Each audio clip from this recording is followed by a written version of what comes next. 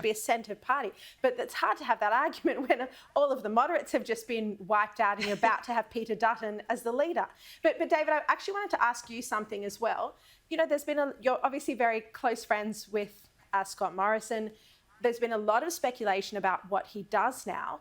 I'm hearing that he might actually stay in the parliament just as an MP to offer stability and support to the Liberal Party in this tumultuous time. And he might stay there for the rest of this year or for 12 months or so. He may well do that.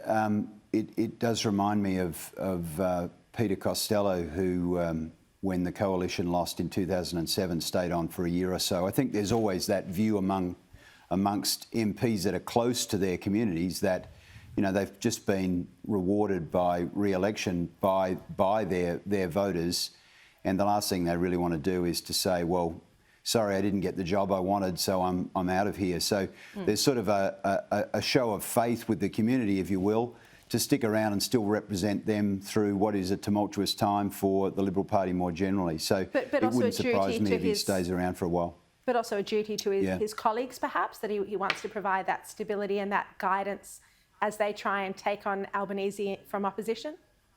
Yeah, possibly. Sometimes it's you know, if you've got ambitions and you're sitting on the backbench, it can be a destabilising effect, of course, as we've seen with some other leaders. But I don't detect that in Scott Morrison at all. Can't imagine him white-handing. Oh, no, never. They never do. None of them. This will be a measure of faith that he wants to show to the people that supported him in Cook. Well, let's have a look at Scott Morrison today, because last night he gave a very impressive speech, a very impressive performance, and today he showed a bit of the emotion that he must surely be going through after losing the top job. I'm very pleased that the last thing I say as PM is here. Even if the fig tree does not blossom,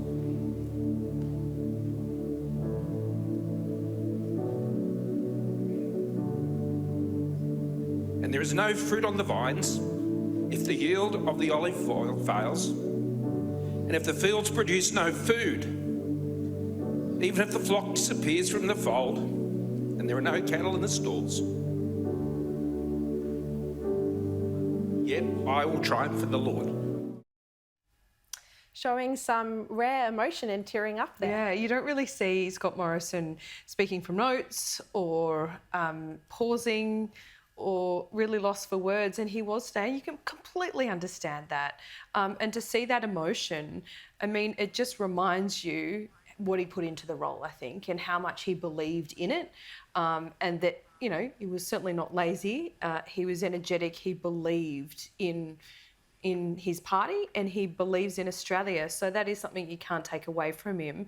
And to see that today, it's not pity that you feel, but you do feel some affection from a Prime Minister in that position. Elections aren't always fair.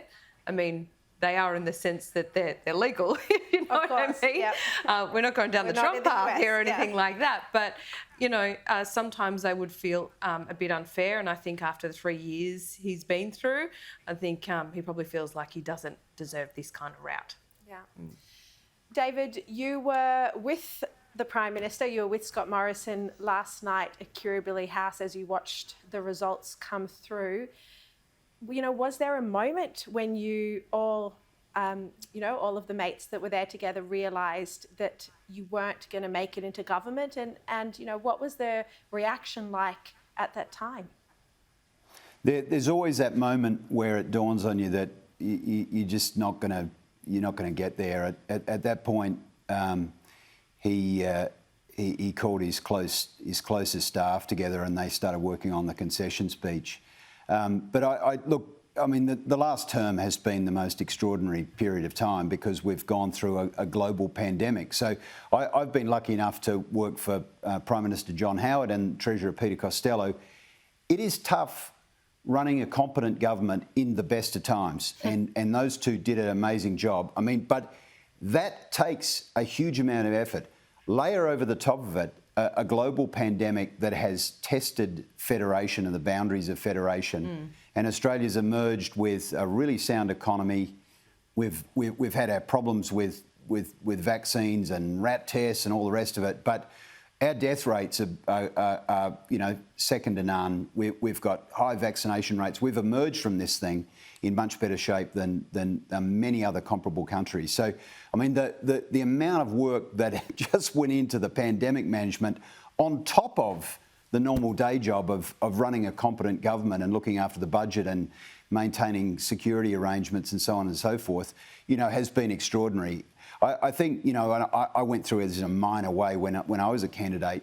You tend to be so focused on the day that you're not thinking about tomorrow. You're not thinking about the Sunday after the election, and there's this dawning realisation that you've moved into a completely different phase of your life after giving so much personal energy, so much time, so much effort. And I don't think anyone would ever say that Scott Morrison is not, one of the most assiduous, hard-working guys around, whether he's running the budget or, stopping boats or whatever, or being Prime Minister. So, the amount of effort, the exhaustion, I think, that is on his shoulders at the moment has been tremendous. He has given it all, but there is that really emotional period where you're with friends or you're in church because he's a man of deep faith where, you've thought you're going to go into a new term and that's taken away, and that's a crushing time for any leader. Yeah. And I think he's faced a lot of media hostility as well. There's no question about that through his entire time as Prime Minister. And his legacy will only improve within time, just like John Howard's has. Laura Jays, David Gazard, thank you both very much.